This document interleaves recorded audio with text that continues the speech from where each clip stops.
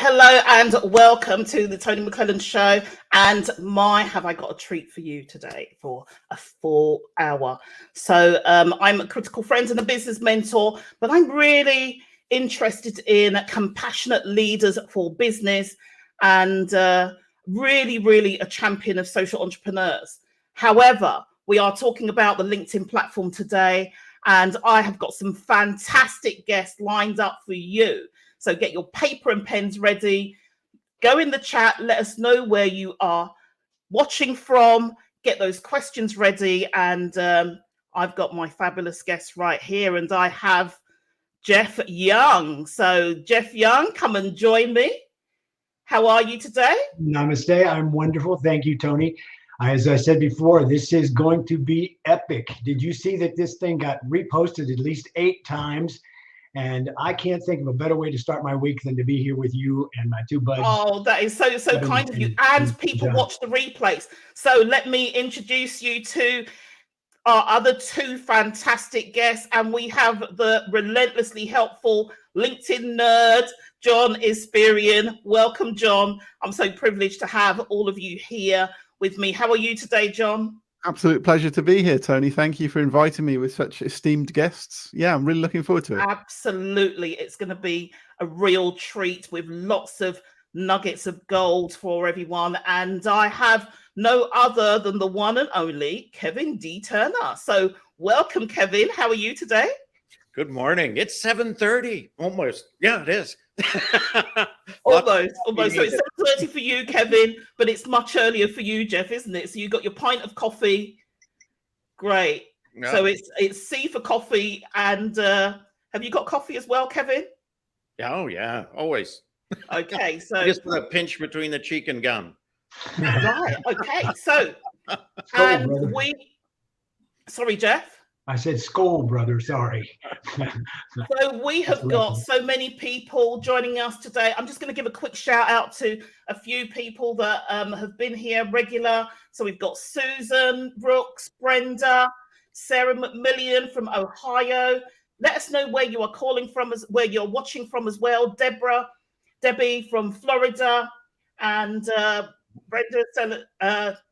Okay, well, hopefully you're going to be able to connect. We've got Melody from Massachusetts. We've got Marcia from the US as well. We've got UK representation from Anne. We've got Isle of Man, Mike Cotton. I'm not going to go through all of them. I just wanted to give you a feel that we have global attendance here for all of you esteemed guests today. So we have Trevor. Thank you, Trevor, for joining us again. Marjolaine, Stella. Thank you.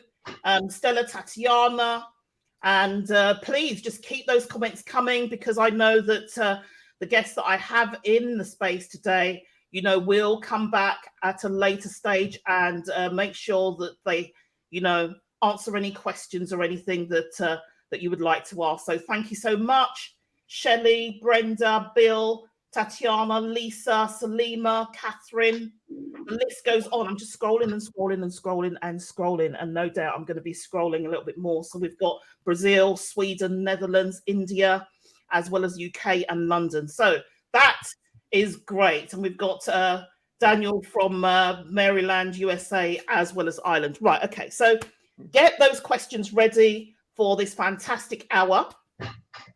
So LinkedIn has kind of like been one of my favorite platforms. So what we've got is we've got Jeff, who is really going to share some of his experience over nearly 20 years you've been on this platform. So Jeff's going to answer some of those questions around that, get them ready.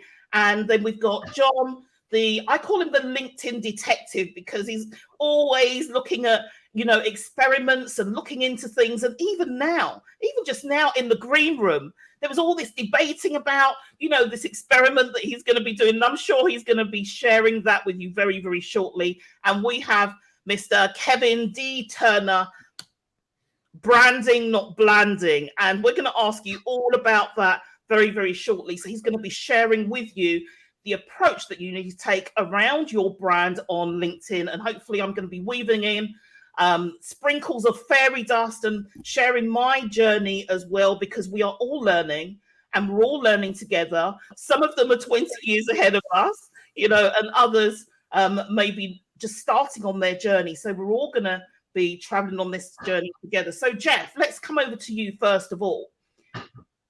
You joined the platform in 2004, and I've had you in this hot seat before. So do correct me if I'm wrong, but I understand that, where you came from in the US, there were limited opportunities for you, and you used IT to elevate you out of the area and look at other opportunities.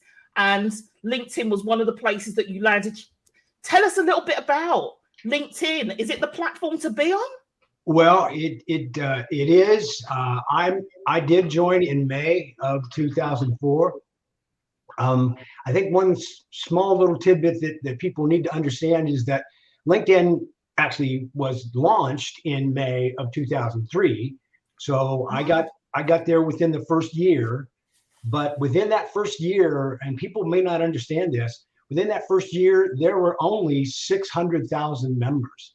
It only in the first year, there was only about 600,000 members. And I know that because I've taken a look beneath the covers as well. As a matter of fact, one of the things that when you looked at your old time, back a ways, URL on LinkedIn, it actually used to have a number at the end of it. And at the end of that number, that was your member number. Now it doesn't show anymore, okay? But it does show in the code that is behind your actual profile website, okay, your profile URL. So people can still find it. I still use that IT geekness to go out there and find it by looking at people's numbers, so I can give a range about what it was, what they were when they joined. But now, of course, 19 years later than me, and almost 20 years later for LinkedIn, there's over 902 million. Wow. There on LinkedIn. Yeah, and that number is going up by, honestly, I think the statistics I just recently heard is like 7 people per second. It's going up by 7 more people per second. So you can do the math about how many seconds in a day and how many seconds in an hour and how many hours in a day, et cetera. It's going up by huge numbers. And so that's amazing to me. Now, that's fantastic. So why do you think that those numbers are so huge by the second? And why do you feel that this is the platform to be on out of all the other social media platforms? This is really a business platform. What do you feel? What's your view on that? It really is a business platform. It really didn't start out that way to some degree. It started out as a recruiting platform. There used to be a stigma, and there still is maybe just a little, but there used to be a stigma about the fact that if you were on LinkedIn, oh no, you don't want to be on LinkedIn because if your employer finds out, you're looking for a job. Okay. And it's ridiculous. Now that's just not true. And I think, again, originally it was really just another place that would put your online resume. That's what it was originally. Now it is so much more than that. It is really a huge networking platform now. And it's amazing to me to see it really started as very straight-laced, very professional, did not want to seem anything at all like Facebook, in the old days. And stayed that way for quite a while, but then it morphed into a much more business platform, especially B2B business networking. It got a reputation like that. But now it's actually come back to more, even really nowadays, again, it's morphed into at least a different product as well to allow people to do B2C. Okay, so business to consumers is coming on. And also people, I see that they're building such great relationships, and they miss it if they're not, if they're not on the platform or stayed away for a few weeks or whatever that is. So that was the way it worked for me. I didn't honestly use it when I was in a job. I actually, when I retired at the beginning of 2008, even though I'd been on LinkedIn for almost 4 years, I asked my network, I want to network with this professional environment. I'm going to be retired. And when I asked my network what the best platform to be on was from the networking, from a professional standpoint, every single one of them said LinkedIn, which is why I started to get to know LinkedIn much more, because I literally let it sit there and do nothing with it for almost 3 years. Okay, so I personally have been on the platform for about 10 years, but I've really only started over the last few years getting to grips with it and taking it seriously, So and maybe there's an opportunity later I can share a little bit of that. So if you're joining us, do drop in the chat if you have a specific question for Jeff around this particular area. Tell us when you joined, how long you've been on the platform, what you have come on the platform for, whether it's relationship building your business, networking. We want to know, because I've got the experts here that can help you take that forward. And it's not just this hour. You will have access to them outside of this. You can follow them, connect with them, and ask them those questions. I'm sure they will not mind, and they'll help you as much as they can. And if there's anything I can share about my experience as well, then I'm happy to do that too. So we've got a couple of comments in there. So we've got Angus is saying that recruitment elements remain, your hidden headline as in your last job title. So, yes, recruitment, yes, but also it's about your attitude. If that's what people are thinking, it's about recruitment. They come on to the platform and think that people are just all these jobs are going to land, Jeff. So what have you got to say about that? Well, I think yes, LinkedIn still makes 60% of its revenue from recruiting services. So yes, that element has stayed there, but again, it's become so much more. And I think that's a good segue into John, actually, because John actually used to do a lot of different social media.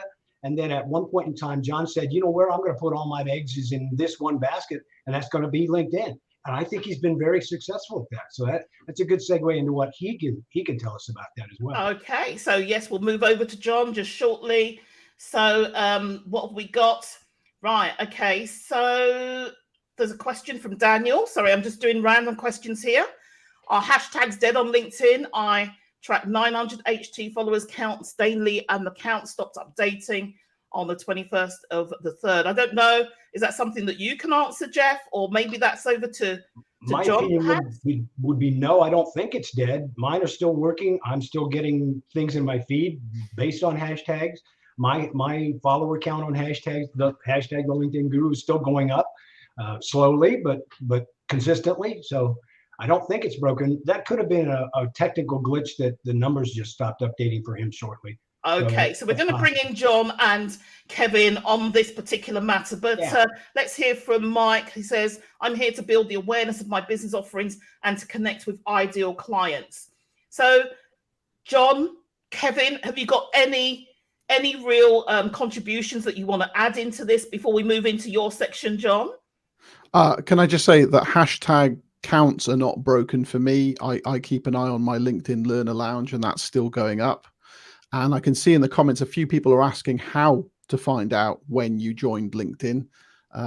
You can, if you go into the settings and privacy through desktop, so the Me menu, and go into settings and privacy, there's a data privacy section on the left, and the top item within there includes a load of timestamps of when you did certain actions. So if you go to the final page of that, that will show you when you joined. And for me, it was November 2008, and I think I was member 34 million, but I didn't do anything with LinkedIn for 8 years. Not that anyone's counting, not that anyone's counting, Yeah. Jeff. But that's a great point that John gave us, that where you can get the exact date that you joined. here recently, one of the new features that's popped out, sorry to step on a new feature, Kevin, but one of the new features that popped out is under your profile. If you click the more button, you can click about this profile, and you can also see the year that you joined, or anyone else's as well. So that's a nice, easy feature to see there too. Okay, so those of you that are wanting to find out that question, find out the answer to that about when you joined. Some of them are sharing 2004. Yeah, thank you for those of you that are joining us. Some from New York, and we've also got new people that have joined just a year ago. So their experience is going to be very, very different. So now, before we move over to John, I want to give Kevin an opportunity to share anything on this theme, because I know that you're not shy, Kevin, but you've been very patient here, haven't you? The coffee's just about ready to kick in. No. Okay. Back to that hashtag statement, things on LinkedIn for every one of us at times stop working. Best thing often is wait a couple of days and it will usually start working again. They roll out so many features, and last year was over 100. This year we're already at 70. We're in the 4th month. When they're doing that, they're figuring out how all this fits and works within all this spaghetti coding that is LinkedIn, that was built over time. It was never planned to be what it is. We talked about it was a resume holder before. Now it is a just total network career experience, right? They didn't plan that. So all these bits and pieces of coding, they start to conflict. So when you see something stop working, don't panic, give it a couple of days. It usually will come back. But if it doesn't at that point, that's when you go ahead and set up that help request, and maybe you've spotted a new bug and they'll get it solved. Because I noticed that a little bit with LinkedIn as well. And we're going to kind of come into John's area, really, because I noticed they try things, they do it for a little while, and then all of a sudden it's just disappeared. And you think, well, what's going on here? So, John, do you want to just take us through a little bit of that? And then I'm going to bring in some of the comments from these fabulous people that are joining us. We've got Kevis, we've got Aloyton as well. We've got Barbara, Shipriya, Terence, Chris. So, John, and then we'll come to those. Just on that point you've just made, think of LinkedIn as one big beta test. It's an A/B test that's constantly ongoing, and what LinkedIn looks like to you might not look the same to what it looks like to the next person, which makes training sessions quite challenging, because you might have a feature that your trainees don't, or vice versa. So for example, I just the other day, I got these giant colorful buttons whenever I make a post. Then, add an image, add a video, and it's a big colorful experience. But then I've seen a screenshot of someone else's who's got something else again. And I guess that LinkedIn are just testing how people engage with these things and then choosing the most successful candidate. And that's their way of learning what works for most people, because the end game for LinkedIn is about increasing their bottom line.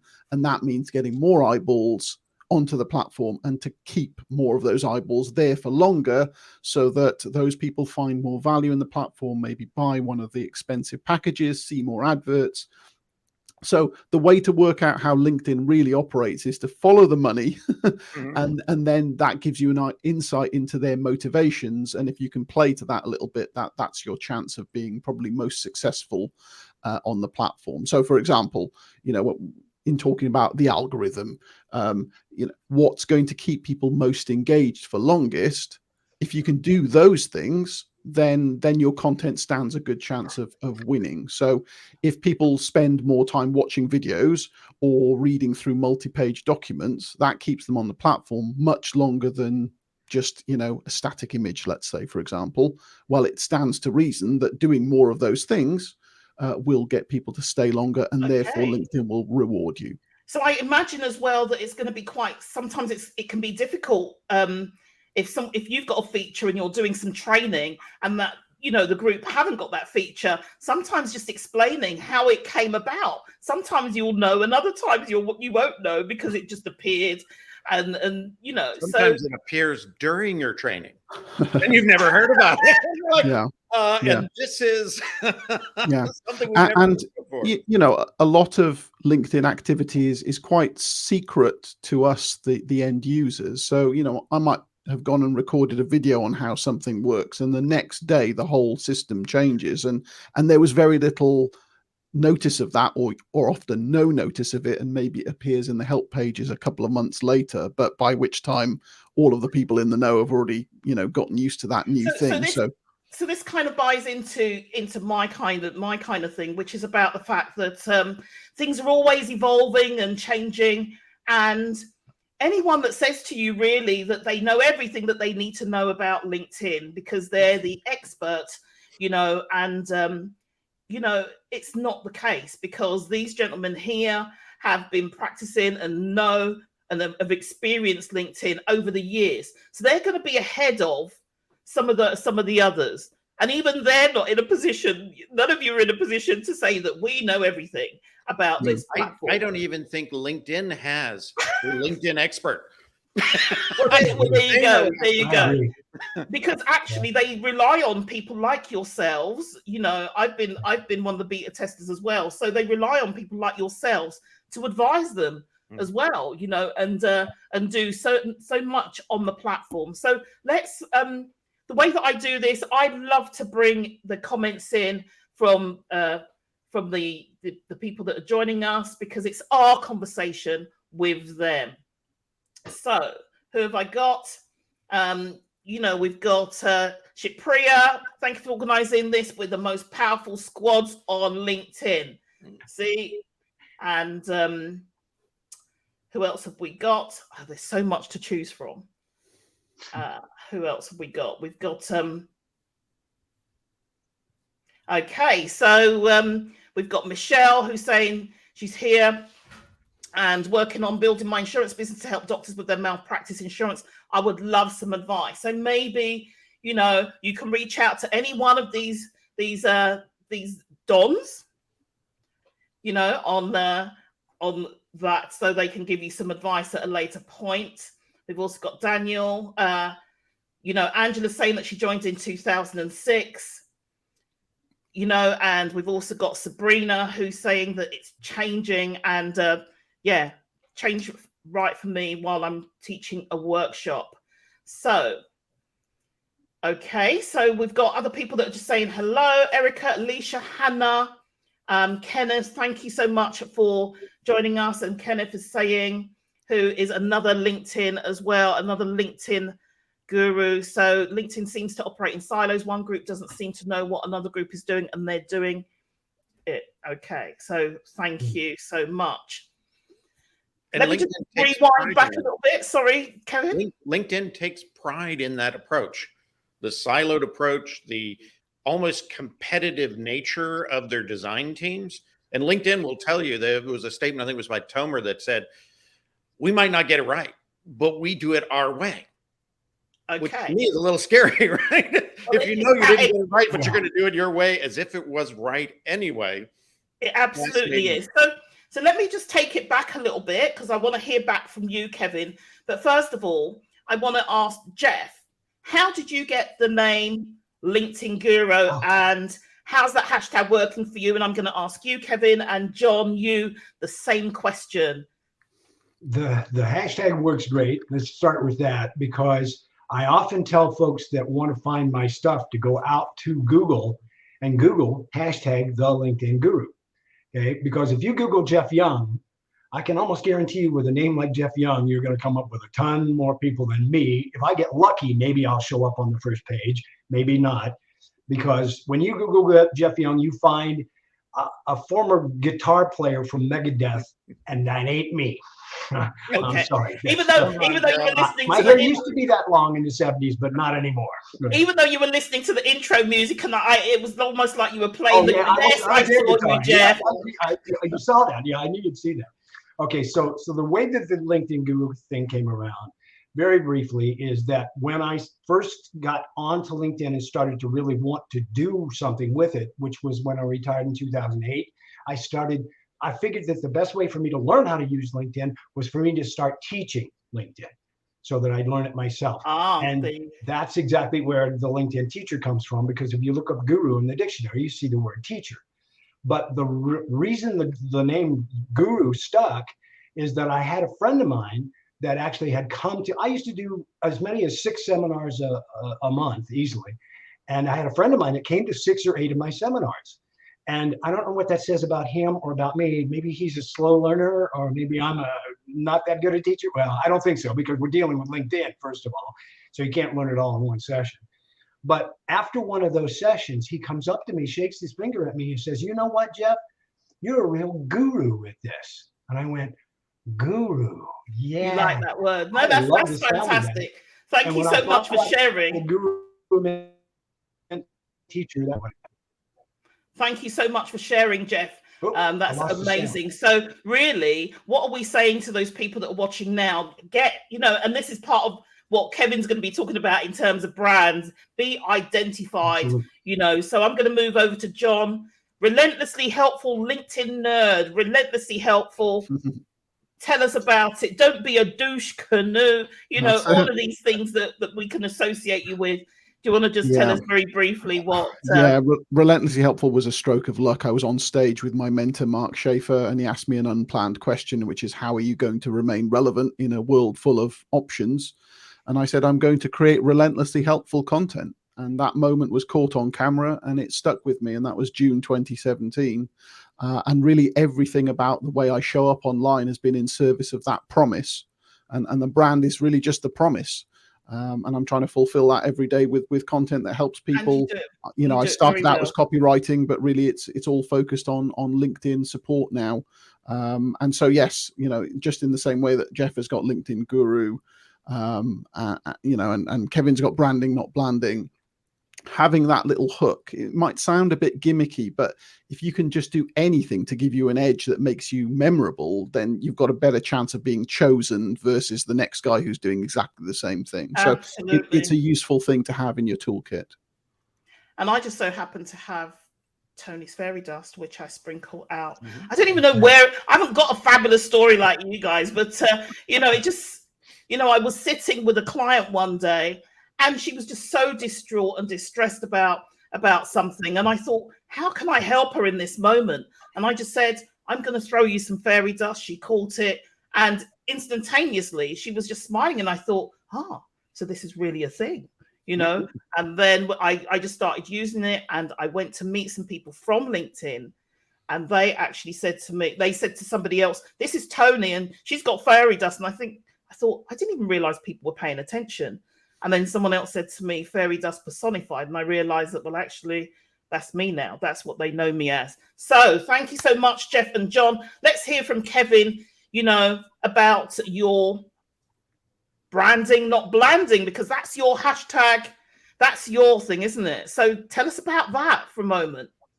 Absolutely. It actually came from, I've optimized over 4,800 profiles on LinkedIn and trained over 12,000 people. I used to do it as a kind of a give back. Now I actually charge for it, which is nice too.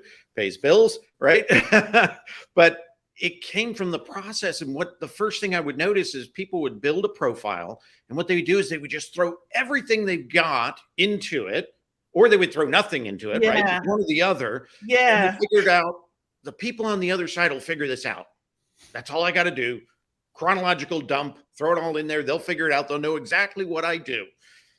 And to me, that was blanding, right? It was too much. It was like if you're making a soup and you're throwing everything in it, it's going to taste like nothing at the end, right? You've got to really look at what are those ingredients that are tasty that people will want to come back for. And that's how you kind of build that brand out. And so to me, it made absolute sense. I trademarked that some time back, and eliminating personal branding. Organizational branding is another kind of step in the process, but it's about getting that message right that takes you to where you want to go. So you got to know a couple things, right? Where do you want to go? What's your goal?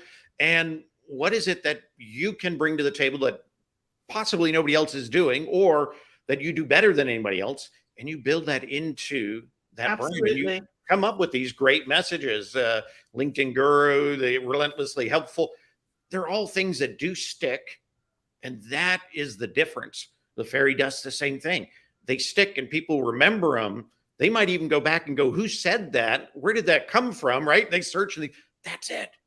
And, it works. So I think sometimes, because that builds into your value proposition, doesn't it? So your value proposition, your unique selling point, and those types of things. What makes you unique? And I think that sometimes people are a bit afraid to kind of venture off into this unique land that everyone else is going that path, and that venture down this path that you're creating yourself. So there's a few things that fear, I think, creates this generic approach, right? I don't want to step on anybody's feet. I don't want to claim anything. I'm just going to be so generic. And then when you think about, when do you ever buy generic product? Right? You're having friends over for a game, you put out the Doritos bag and then you buy the generic and pour it in the bowl, right? Serve the beer in that can that says beer, don't show it to them. Well, it's almost like if you want something to be done really, it's like buying a mobile phone to take photographs. It can take photographs, it can record, but actually it's not going to be the same as investing in some really good camera equipment, which is specific for that job. So let me just round up at the moment, because there's some key messages coming out here. So Jeff is kind of saying, well, why are you here on the platform? Be really clear about what your purpose is on the platform. It's changed over the years. It's definitely the platform to be on, and think about those messages. He's also mentioned about standing out, hashtag, and how useful that is. John has his own hashtag, relentlessly helpful, and has just mentioned a little bit about the algorithm. We're going to hear some more from Jeff and John, and Kevin has kind of pulled some of this together, really, because we're talking about branding, aren't we? And I love the way that you kind of pulled it together, that it's either all or nothing in this profile, but really it's about what value are you bringing? Why do people need to connect to you? And it's really important, because you can actually apply for roles and people look at that, don't they? They actually look at that discreetly. Sometimes there's roles that you can apply for and you can click the button and it turns your profile into a CV or a resume almost. So these are the things that we really do need to be thinking about as well. When I was going to say, ultimately, you got to get John's book on branding. Oh, absolutely. That's where things begin on LinkedIn. I've read it. I thought it was fantastic. I've given it to people. It's a great book. I learned a lot from it. Okay, so we've got content DNA, which I've never got a signed one. We need to this is part of the reason. If anyone wants to know why I call John the Detective John, it's also because of the DNA bit. You have to be a detective, you have to be an investigator, to be able to do that, and a scientist to do all of those experiments. So let's hear from a few more. We've got Stella. Maybe a novice here, but how do hashtags work? Are they powerful and valuable? How to track and use? Probably not something we can answer in full here, but I'm sure these gentlemen will help you. You're someone in my network as well. I can reach out and help you too. I can say quickly on that one, Toni, if she searches for branded hashtags and Experian, she'll find my article on that topic, which is basically the bit of content DNA that talks about this. And right now, the current best practice is to add something like between 3 and 5 hashtags into your post. Don't go mad on LinkedIn. Leave them for the end and just choose. I would choose something that is popular for the industry, but also craft something for yourself. So you've got something of the personal about it, something that belongs to you as much as a hashtag can. And that will help you with memorability, but also discoverability.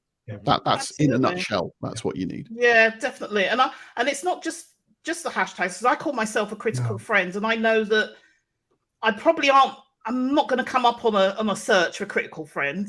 It's not going to be one of the search words. But hey, that doesn't bother me at all, because it's what I am, and people will search me out, and I don't mind, creating my own path. And can I add one thing that is related to all we've kind of been talking about here as well? And I think also one of the strengths of the platforms is that the 4 people on this call, the 4 people in this show, all approach LinkedIn from a different perspective and do it in a different manner, which I think is one of the strengths of the platform. It allows you to do that. Now, there are certain best practices as it relates to hashtags or as it relates to branding, et cetera. But I think that one of the biggest strengths is the fact that we don't all have to do it in a cookie cutter fashion like the next person. Absolutely. We can all be ourselves on LinkedIn. We can all come at it from a different perspective. We can all serve different audiences. That we haven't talked about this here today, but I've talked about it many times in the past. The cooperative nature of the people that are on this call and that share things among one another is one of the biggest strengths of the platform I've ever seen, because we all know there is no such thing as a LinkedIn expert, and we all need to help one another from that. And one of the things I say as well is that LinkedIn is such a, you can log on to LinkedIn and you can learn so much. It's like the LinkedIn University. There are people that have got so much experience. And if you think about the people in your network that you can really, so let's just think about that for a moment, because when I think about community and network, when I first came onto LinkedIn, what actually happened was I was doing my work around change and DEI in organizations. And I was just kind of telling little stories about this came up today and this is what made me think about, et cetera, et cetera. And then people were reaching out to me saying, can you work with me as an individual? And I thought, well, actually, that's not what I do, but why go against the tide? And so I started working with people on a one-to-one basis. But what actually happened was the word network community came in strongly, because in the beginning, I had lots of people in my network that I could help. But who was helping me? So one of the things I say really consciously and loudly is, make sure that you've got people in your network that you can help, people that can help you, and people you can collaborate with and get on and those types of things. Because when I first started 10 years ago, I didn't have that. And so I wasn't growing, and I was growing all these people and they were kind of getting up there. And so having a mixture of people that you can learn from, network with, socialize, professional, I find that the mix is really good. I don't know what your take is on that, any of you there, really, but well, back to the fact that there's no such thing as a LinkedIn expert, in my opinion. Okay, it's one of those old sayings that says, if you're the smartest person in the room, you're in the wrong room. Okay? Because of the fact that I don't want to be the smartest person in the room. I want to learn, and that's why I get on LinkedIn practically every single day. I get out there to help people. But again, we all approach it from a different perspective. You get paid for what you do. Kevin gets paid for what he does. John gets paid for what he does. I don't get paid for what I do. I am doing this literally as something that I love to do, and as a give back to my local community and elsewhere. Right? Now, Jay, you do get a lot of chocolate. Yes, I do get a lot of chocolate. I'm telling you, fortunately, I'm not looking for a different dollar. Get the result of chocolate on my face anymore. Thank goodness. Okay. Okay. So like you said, everybody kind of does it in their own way, and I think you've got to feed it through. And one of the other things I would say is, you can't learn to swim unless you get in the water. So I was one of these people. I just dived right in, and I very early I found myself in the middle of two big people having and I thought, what am I doing? And I didn't know how to get out of this conversation. I was in this thread. And one of the things that my father always used to say, that a cat shouldn't be in the middle of a dog fight. And I thought, what the hell am I doing in this here? I need to get out. So I learned, and a lot of the things that I've done, I've learned through experience as well. So let's come back to some of the things that we've put on our agenda. I realize that there's a few questions in there. We'll probably have to come back to them afterwards as well, but I just want to shout out to Lachelle, Stella, Deanna, thank you so much for joining. Craig, do reach out to everybody with your questions. I'm sure they'll be more than happy to answer. Is that right, gentlemen? Yes? Absolutely. Yeah, you can get some help on that basis. So that's why they are here serving the platform. So before we move on, what I would like each one of you to do is, do you have a little story of when you first joined, something that you messed up on and how you fixed it?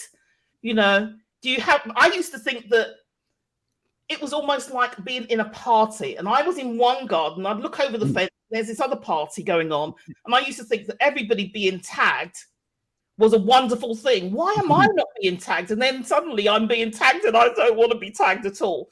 But one thing I realized very quickly is that when I looked at it as LinkedIn as a party that I wanted to be invited to, I realized that I could wait a very long time for this invitation. If you see a conversation and you want to be a part of it, get involved. Don't wait. Over to who wants to go first with their story? Well, I mean, I'm happy to take this one and just say that for me, I as Jeff alluded to earlier, I put all my eggs into the LinkedIn basket to try and grow my copywriting career. But as a former software tester, I was just amazed at how weird the platform was and how many things were like broken or counterintuitive. And that's what made me start writing some tips, because I was learning as I was going, and there weren't really any experts that I was aware of at the time who were explaining how everything worked. And I just laid bare all of that jankiness and said, guess what? When you do this and this, that happens. Who'd have thought it?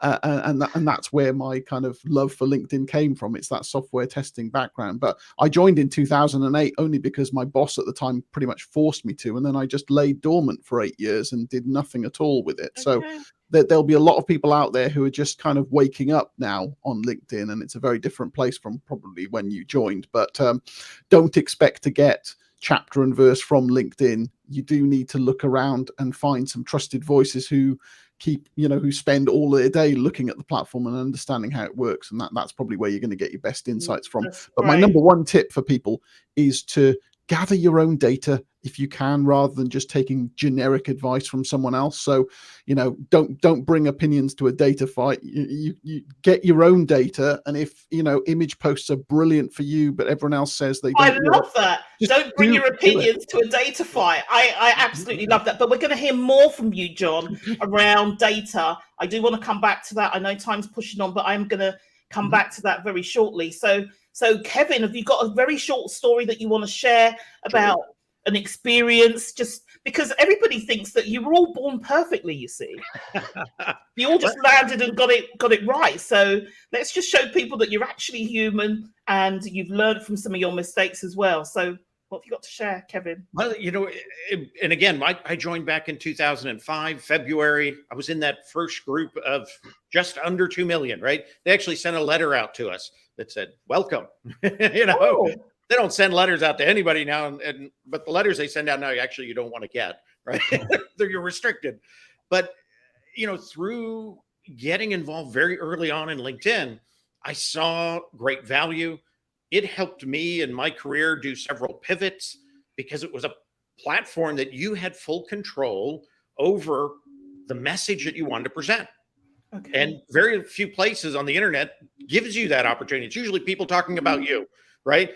Here you had full control, that you could actually put out there what you wanted to do. And I started giving trainings to groups in transition. I still do this, just free trainings. And, those groups could be 600-700 people, and just started to help them understand LinkedIn. And early on, I realized that LinkedIn was a database, right? And if you respect a database, you can become the perfect option within that database, right? And getting that knowledge, I think, helped me approach how I approach things on LinkedIn, but also how I teach people to use LinkedIn. So you've got to kind of know that piece. Things like market value titles, anywhere you type in on a LinkedIn profile and it has a slot and it has a drop-down box. With the drop-down box, it's actually LinkedIn trying to tell you, this is what we call it. If you use this, people will find you, right?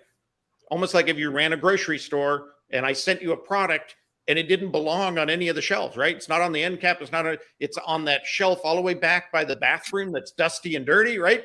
Because it has no category. So respect that. But then once you've respected the database, you've got to bring your personality into it. right? You got to and own that's where the branding, not blanding, comes in, and that's so, really you've got two sides of that, right? And often you got to beat the bots in the process, right? And then you've got to please the people. And I have to say, back to networking, that is the ultimate goal on LinkedIn. And my favorite saying is, networking always beats not working, right? Whether you're looking for a job, whether you're looking for the next big sale, whether you're looking for a relationship. and there you go. It opens another little place that we can wander down. But because what is networking? Is it about saying, hello, I'm Toni and I'm a critical friend and I'm a business mentor and I do all these things? Or is it, Toni, I'm a mother, I'm a wife, I live in Wales, or I live in London, or wherever that is. We lose ourselves behind our business. And I think that is really important. It's almost like I keep talking about this party. Maybe I'm party deprived, but I kind of think about LinkedIn as either a staff room where I pop in every morning and say hi to everybody. I might put a post out, pop out and come back in, because that's where it happens in the staff room. Or look at it from the perspective of, if it is a party and you open the door, someone knocks on the door and you open it, you don't want them, the first thing they say to you is, this is my name and I want you to come to this event, or, I want to sell you my product. It's like, come in, let's get to know each other. So it's really how you see it. And I view it in very, very different ways. So I want to come back to John, though, about some algorithm and some analytics, and one, because it's one of my favorite things, boringly, but anyone that works around me knows that I don't want 10-page board reports.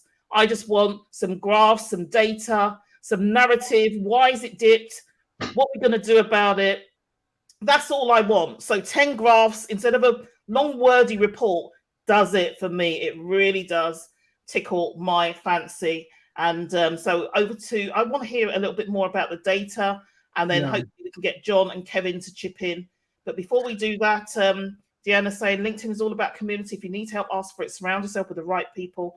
And my husband says, if you hang around a barber shop long enough, you will end up getting your hair cut. Mm-hmm.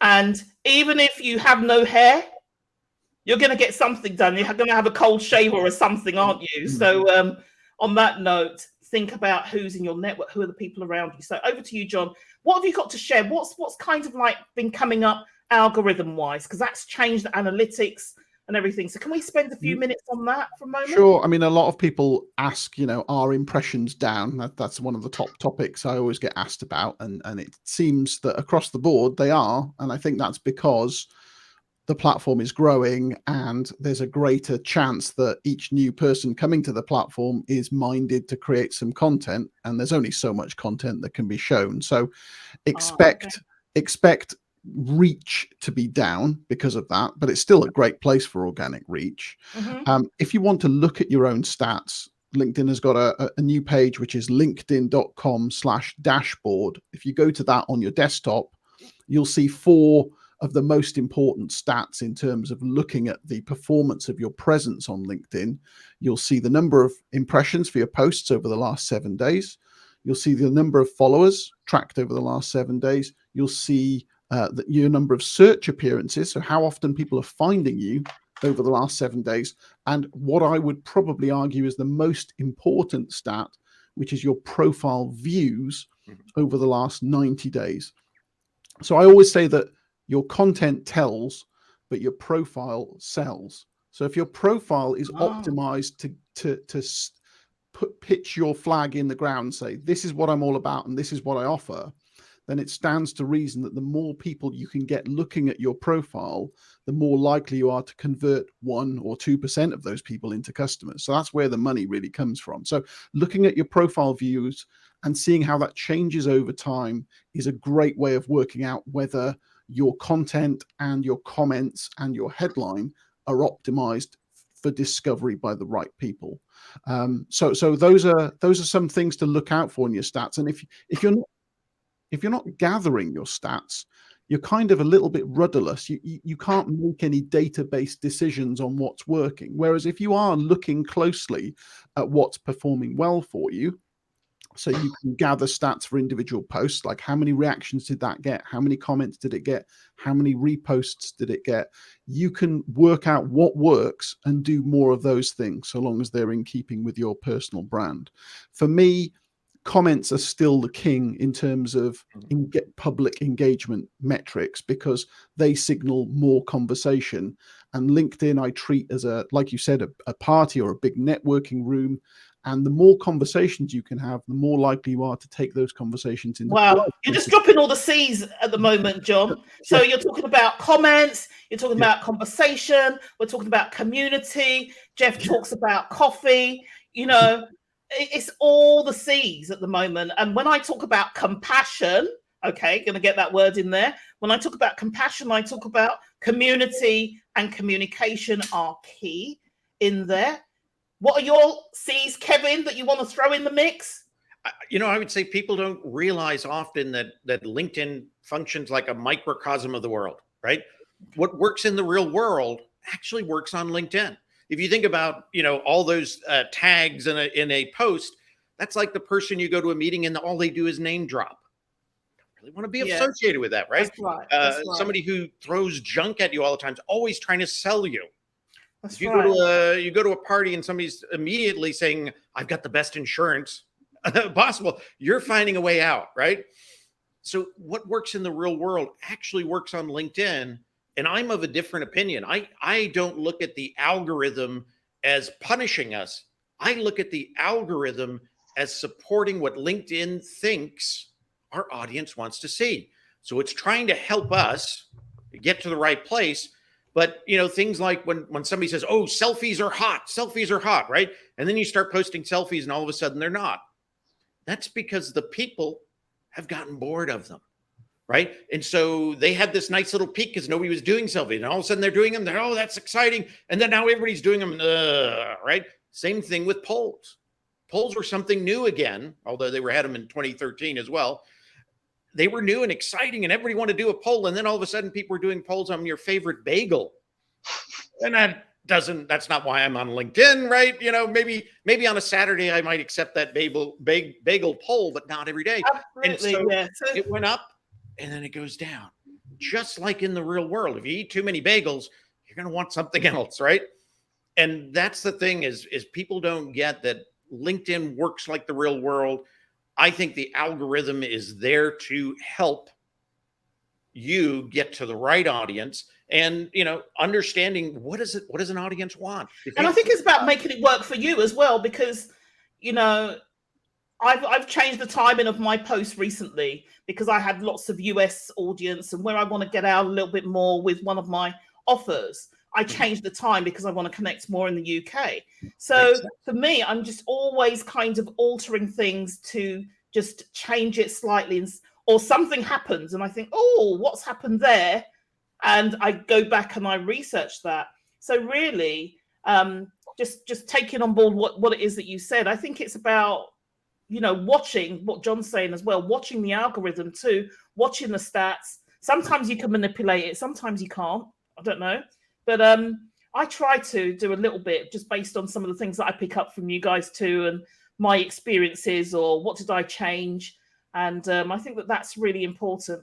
Well, coming back to you, Kevin, one of the things someone said to me recently is, "Oh, you're really good at selling your products and your services and things." And I said, "Well, actually, let me correct you. I'm not good at selling my services. I'm good at selling me, because what I represent all of these things, reliability, continuity." And I think that sometimes what happens is, for continuity, I love that, by the way, is that people start things and then they give up after 3 weeks because it didn't work, and then they stop. But what you need to remember is that continuity and a commitment to continue and give it a really good go is people are watching, and that's part of your reputation, isn't it?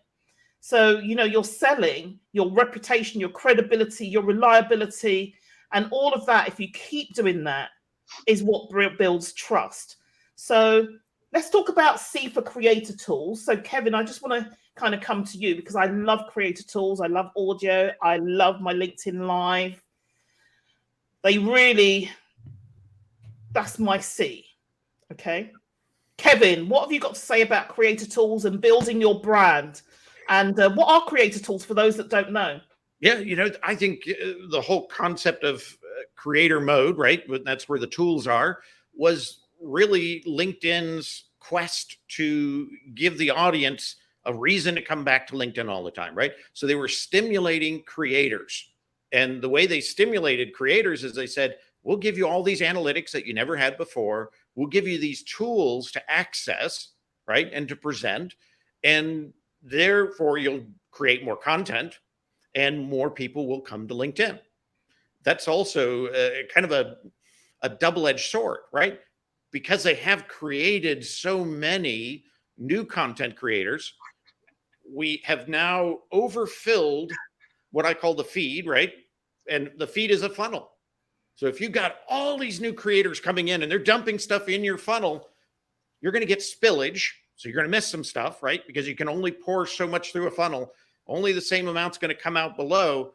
And that's why everybody's like talking about, oh, I'm not getting the exposure I should. It's not happening for me. And it's just because I think LinkedIn has created these great tools that have driven more content creation. Now, I think that's also been exasperated just recently with all these LLMs, ChatGTP, Bard, all this stuff has made mediocre content creators into average content creators, and they're filling up our feeds, right? You can definitely tell. And there's tools you can go in there and look at that, but that's a whole other story. But the content creator tools, I love things like newsletter. I don't post it every week. I don't post it monthly. I post my newsletter when I think I've got something important for people to see. And because of that, I've had good growth in my newsletter. I've also gotten really good response where other people say, I put a newsletter out and I get nothing. I get more each time. And it's because I'm only going to bother you when I've got something really cool. And I think that makes a big difference. So how you use the tool. It goes back to what Jeff was saying, that everybody uses it differently. Absolutely.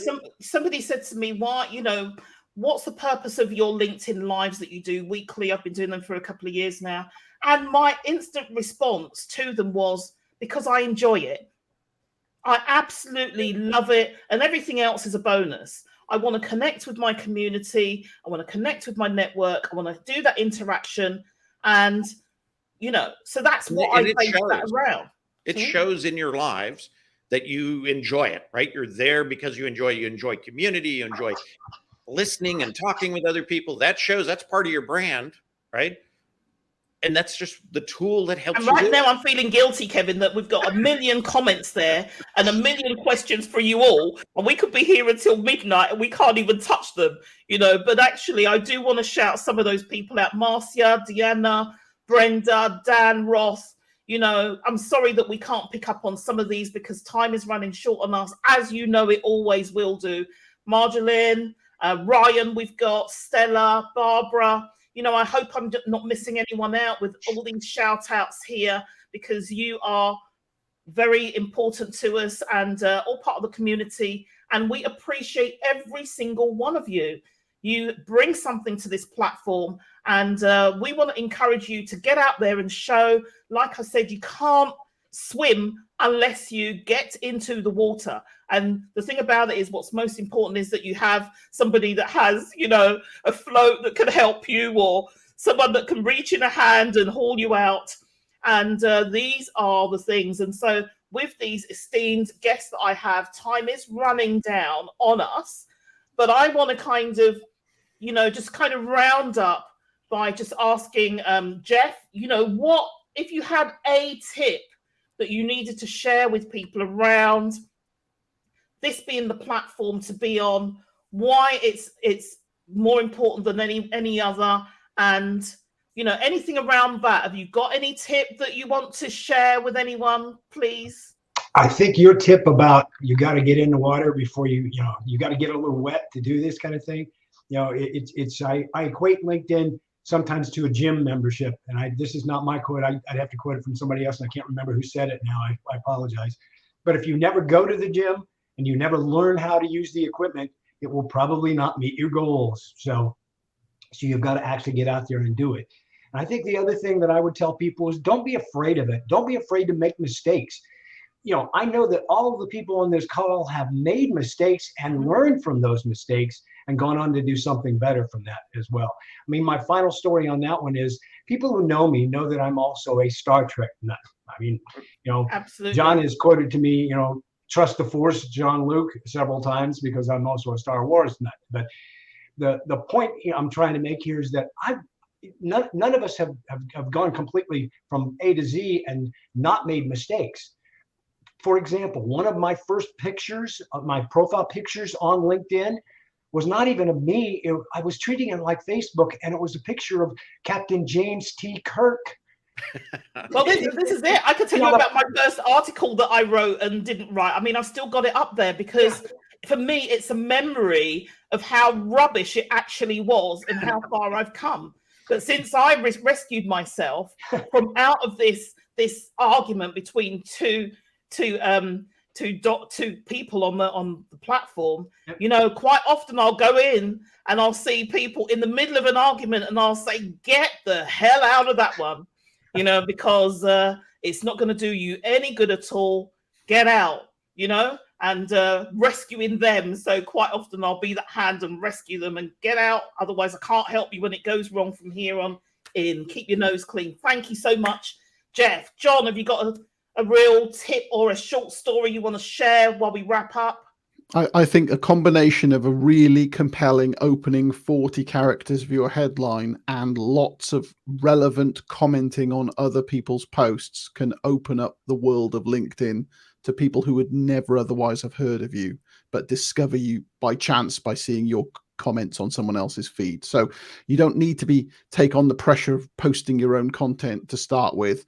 You can go and be thoughtful on other people's content, and it's a great discovery tool, and it's still the number one way of building visibility and engagement with others. And if you reciprocate, people will come back to you, and that'll come back to you in spades. So optimize that headline and go and comment much more than you already are doing, and it will really help you over time. Well, that's really, really great. And I love the fact that you've been consistent with this sea of commenting. So just in case you're missing out or you missed that, John's saying make sure that you comment, all right? And it's going to get you in places where you need to be. So Jeff, I'm going to ask you for your C now that we're doing C's. I'm going to come back to C. So what's your C in a moment? But Kevin, what's your one tip that you need to share, that you need to leave everybody with right now? It'd be great if it was a C. It would be really great. But it's okay if it's not. I got to see. Yes, community, right? We're out there. This is social media. What you put on the internet stays on the internet, right? It does become part of your brand. Be careful flaming, arguing, debate is okay. But be really careful on those other components. There's a great quote out there by Mark Twain, and that is, never wrestle with pigs. You both get dirty, and the pigs love it. Right? So if you got a pig wrestler jumping into your posts and they're going, oh, you're absolutely wrong, you're an idiot, blah, blah, blah, don't go back and try to change them because they're not going to change. There is a great little feature, the 3 little dots, delete, right? Or even report and delete if they're really bad. Don't wrestle with pigs. That's, I think, the biggest thing. And then... And so the C also could be keep yourself clean. Clean, yeah, absolutely. Yeah, clean up behind you. Clean as you go. Absolutely. And don't keep a comment like that on your post because you think, it's going to help me because I've got more comment. If it's really destructive, if it's not positive, it doesn't build energy, don't feel bad about deleting it.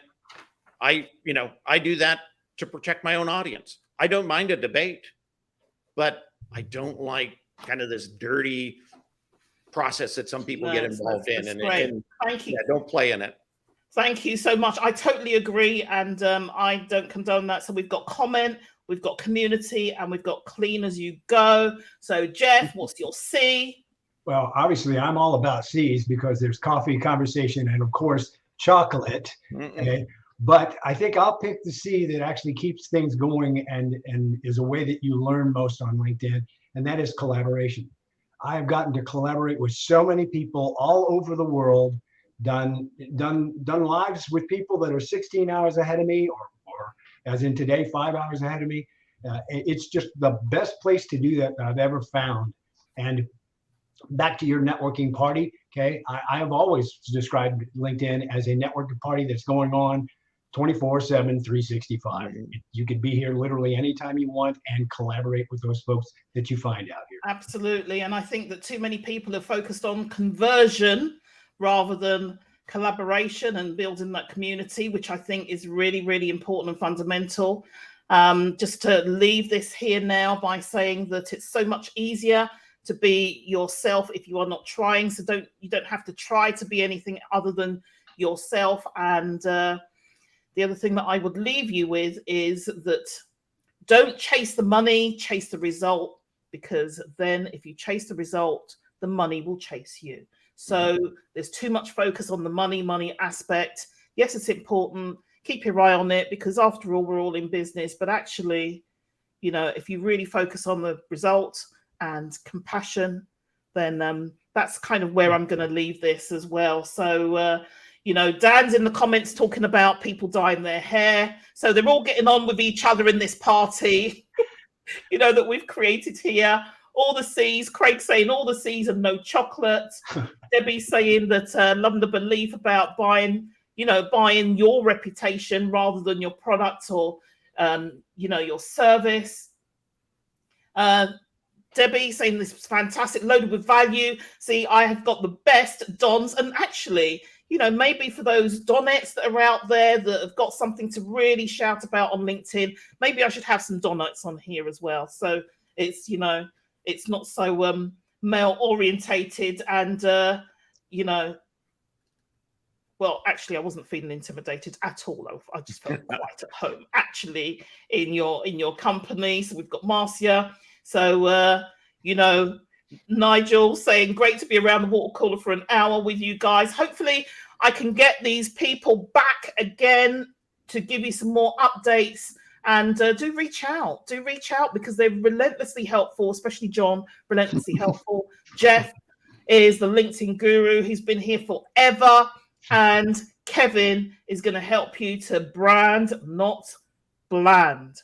And on that note, I just want to say thank you so much to Jeff, John, and Kevin. It has been a fantastic, I couldn't think of a better way to spend my hour right now than with all of you and all of you that have joined us. So hopefully I gave you a good shout out, and thank you so much. So over the next few weeks, I'm going to be talking about networking. I've got some guests there. I'm going to be talking to people like Billy Samaya about audio, social audio. I've got Bobby Umar and Ella all coming on, talking about networking. I've got Corey Lopez Warfield talking about his journey on here as well. And hopefully I'm going to have these back as guests on a little bit more of a frequent basis, I think. If I can persuade them, maybe some coffee and chocolate. It's a bit early for Jeff, but thank you so much. Thank you to everyone that's joined, and see you all again soon. Bye for now. Thank you for spending time with me and my guest today on Critical Reflections with Your Critical Friend. Today, you got just a very, very small sprinkling of Toni's fairy dust. But if you'd like more, then do reach out. For speaking or hosting, it's ToniMcLelland.com. For social impact, social justice, or social mobility, check out our work at firstlifegroup.com. I look forward to hearing from you. In the meantime, feel encouraged, be inspired, be empowered, and make a difference. Bye for now.